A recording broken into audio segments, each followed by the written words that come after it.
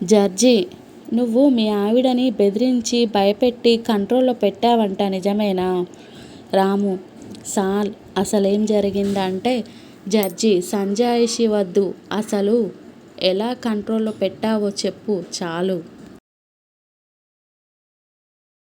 భార్య: ఏమండి, మనం సోమవారం షాపింగ్కి, మంగళవారం హోటల్కి, బుధవారం ఓ ఔటింగ్కి, గురువారం డిన్నర్కి, శుక్రవారం సినిమాకి, శనివారం పిక్నిక్కి వెళ్తే ఎలా ఉంటుంది? సూపర్ కదా.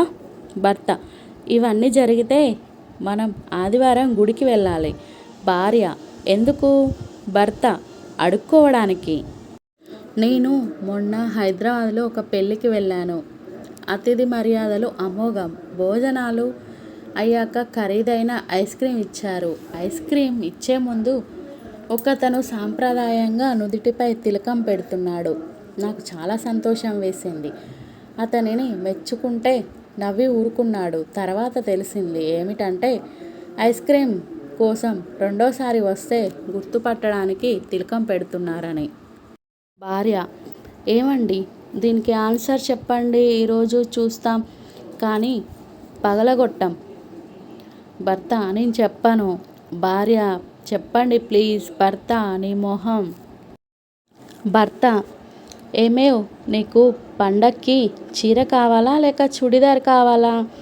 భార్య: నాదేముంది, మీకు ఏది ఉతకడానికి సులువుగా ఉంటుందో అదే కొనివ్వండి, సరేనా?